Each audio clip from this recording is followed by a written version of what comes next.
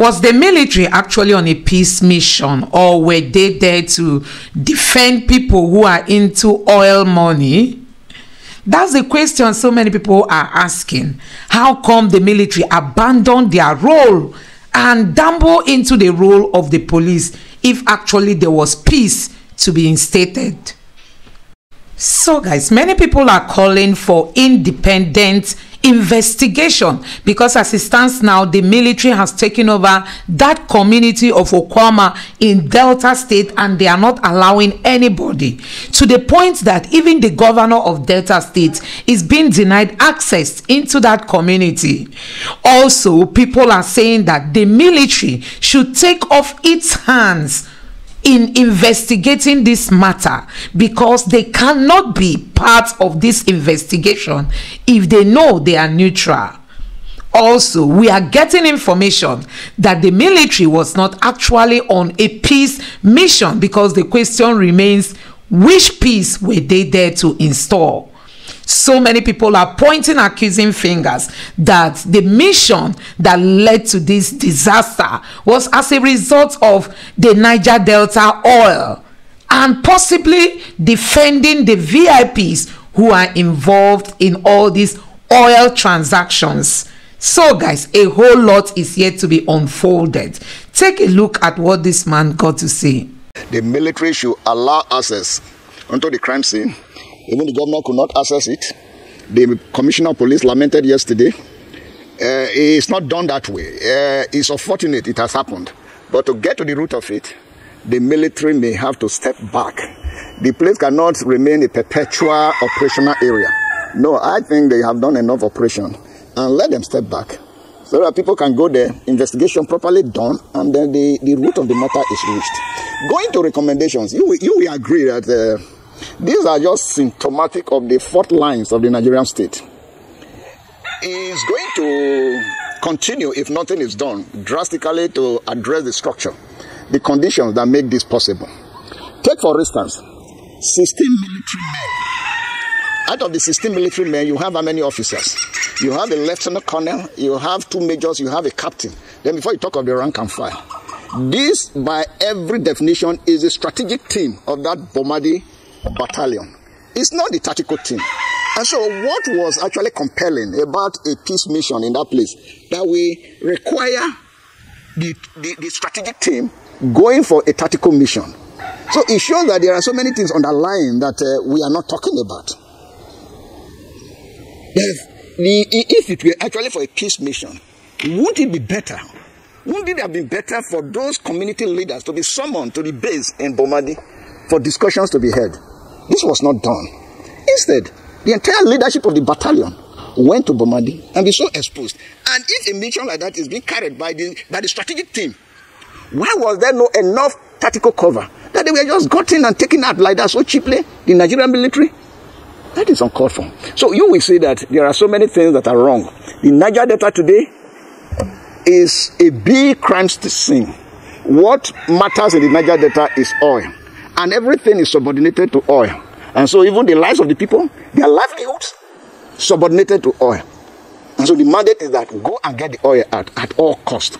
All of these have to be addressed. If they are not addressed, nothing is going to happen. And the place is under siege. The psychological pressure on the place. Take for instance, if you are traveling from Warri to Port Harcourt, you will encounter more than 200 roadblocks. So the people are harassed on a daily basis. And it is for nothing but to say that oil must flow at all costs. So if we are addressing all of this, it must be made clear that Niger Delta has to be opened up in development. If we are opened up in development, I don't think we will need so much of military presence for the oil to flow. Right now, every military officer wants to work in the Niger Delta because we know what is involved. Underlying all of this is the issue of bunkering, and it's something that we are not bringing to the fore. But it's so unfortunate, because if it is not addressed, it is going to happen again. And we will come back to saying the same things. That, oh, we ought to have done this. Who did this? And then the military will move in again in their normal way to level a whole community in search of culprits. I think that the government needs to adopt a different approach entirely. Now the narrative has been to heap the entire blame on the Okoma community as against any other reason.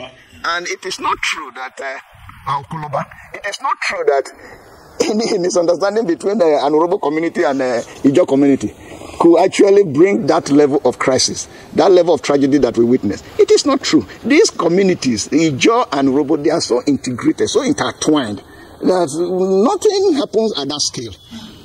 For instance, I give you a measure of that is, Bayelsa today is considered as an all-Ijaw state. But the deputy governor, the current deputy governor of Bayelsa state, is an Urobo man, Lawrence Egujapo. His own community is right there in the heart of Bayelsa. That is Bayelsa West, Ofuni. Completely integrated, but they have not been assimilated as a cultural unit. And so for people to say, oh, something has been lingering between the Urobo community and the Ijaw community, it is not true. Mr. Ogbodo, if you may allow me to interject at this point. You know, while we're talking about these communities, it's one thing for us to say we are not able to get in, but we know for a fact, confirmed reports, that people have left. These communities are now deserted. Are you hearing anything from these people? Why haven't we had any official reports? Why is nobody speaking to these people who have run away, fled, escaped their communities? From the people that, of course, you have boots on the ground. Have you been able to have any, indirect interactions with these people who have escaped these communities to get an eyewitness account of what they experienced? Or are these people currently being silenced? Yes, many of them are putting their stories on social media, but we can't just trust that. But the truth of it is that these communities we're talking about, they are rural communities, almost like fish settlements that expanded to their community. We're talking of a community of maybe less than 1,000 people. They are afraid. They won't even want to come out to speak. Because what is in their head is that wherever you are found, you will be taken by the military. And so a lot of them are even running away from coming out to say anything. Just the leaders, by way of maybe the king of the area and other community leaders that are talking on their behalf.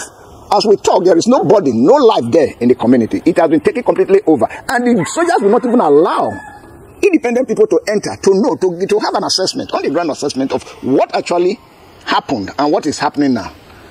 Everything is, like the commissioner was saying yesterday, that everything is by signals from his men on ground and DPO and all of that. Why should the military? They are the ones accusing. They want to prosecute. They want to also adjudicate. It doesn't happen that way now. What jurisprudence allows that? And so, if we want to get to the bottom of this community, these are real ordinary people, ordinary folks. They don't even have the confidence to come out to say, oh, this is what has happened. A lot of them call. They call to say. And the story is that, oh, we have so many people killed, and we don't even have the evidence of those that have been killed, because nobody can even access the place to know what is happening. All of us, we are in the bush. Some of us have run away. So many have been killed. That is the story we are hearing. And nobody can get into that place to make a confirmation, to know whether it is true or not. Then the military denied that the place was not razed. So how will you now confirm that the place was razed or not razed? Is it not by visiting the place? And nobody can get there. Not even the governor of the state, who is the chief security officer of the state. You see, these are the fault lines of the Nigerian state we're talking about. The military is acting as if it is a sovereignty. No. It's subordinate to civil authority. If the president has said there should be investigation, who are those to do the investigation? The secret police is there. The normal police is there. So can't they collaborate, even if it is going to be a joint effort? Can't they collaborate with other security agencies so that we get the objective perspective? But now we just running with a single narrative. It is not proper. It is not proper. And now every other person is saying, no, the culprits must come at the use of, making it look like there are some people hidden in that community that must be brought out at all costs. If that level of crime has taken place, are you sure that the people that really perpetrated it will still be there, waiting to be arrested? The answer is no. Nobody has been able to give the exact circumstances under which those gallant officers were taken down. Okay, I want to ask you this real quickly as we wrap up. Mr. Wood, as we wrap up, sir. Do you think this is really about the communal conflict or about resource? Well, your guess is as good as mine. It's not about communal crisis. what level of communal crisis? I'm talking that the combined population of those two communities will be less than 2,000 human beings. Where will they get the capacity to wreak that level of havoc, to deliver that degree of tragedy? Where will they have the capacity? It's not possible. And we hear, of course, it's like a crime taking place in any of these drug enclave in Latin America, and you'll be looking for something else other than drug. There is no serious crime that happens in the Niger Delta that does not have oil, crude oil, and the arising benefits. How those arising benefits can be allocated? Who should take what? Will be underlying any serious crime of this nature. And then, in the first place, why is the place militarized? It's militarized because of oil, the oil economy. The feeling that the oil is being used by those that should not even have access to it. Bunkering. That is the name for it. And so where maybe a transaction has gone bad and all of that, and then you see one group getting against the other group. And this also is creating a different sociology in the Niger Delta. We now have strong men instead of strong institutions.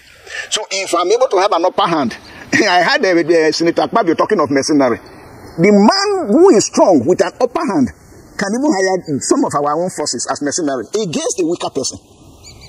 And these are things that should not be allowed. So in this investigation, in fact, this should be a watershed. Let the government use this as a basis to read the root of the matter. Well, it is not enough that once an incident, an isolated case happens, then people will now be running around and be looking the other way. On that note, we would like to thank you very much. It continues to mourn the gruesome murder of 17 soldiers in Delta State. The fear of reprisal attacks continues to loom as more military personnel are seen in Bayelsa State, while the scene of the incident in Delta State remains a no-go area for most civilians. In Bayelsa State, Arise correspondent Uvieteme George reports that the Commissioner of Police, amid rising concerns over an alleged military operation in Gbomoturu 2 community of Southern Ijaw local government area, says there are no official reports of casualties or deaths from chiefs of the communities in Bayelsa State. Therefore, no one should panic. Newspaper headlines suggest security concerns in Nigeria in the past few days.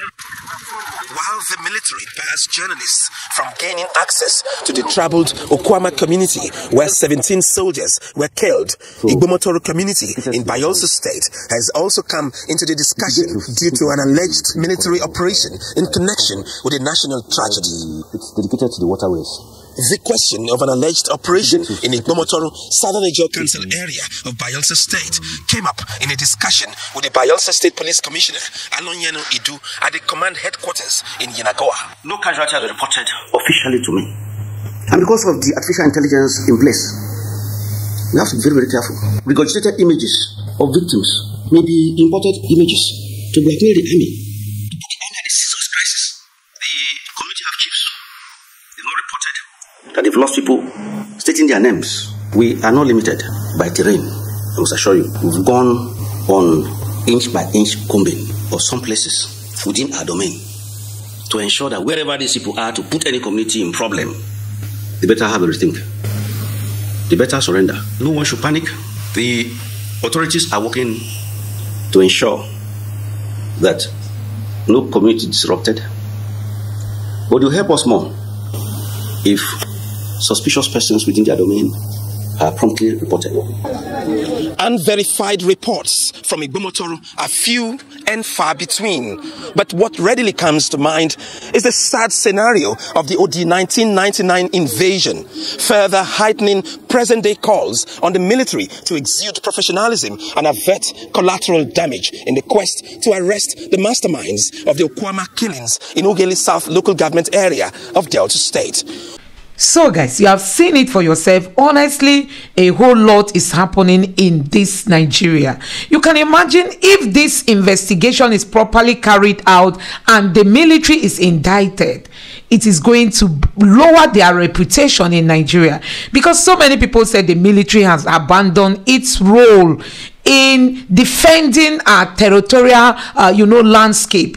Instead, they are going into the role of the police by mingling with the citizens, which is not actually what they are supposed to do. So guys, you can imagine, this man said if you are traveling within Delta State, you could get to a road where you will get up to 200 roadblocks, where these military men are making money and forgetting why they were posted to their post of duty. So many people have said, if we want to fix Nigeria, if we want to get Nigeria back to track, if we want to overcome insecurity, if we want to overcome any form of, lawlessness in Nigeria, Nigerians have to start obeying the law. We must go back to rule of law, and it must start with this, our leaders. It must start with all these agencies. The police must know how to obey the law. The military must know how to obey the law. Even the presidency must know how to obey the law. And from there, it will come down to the citizens. Anyway, so guys, you have seen it. There are a lot to what happened in the Okwoma community, and they are all yet to be unraveled. Let me know what you think in the comment section below. Please don't forget to subscribe to my channel and turn on the notification bell. Thank you.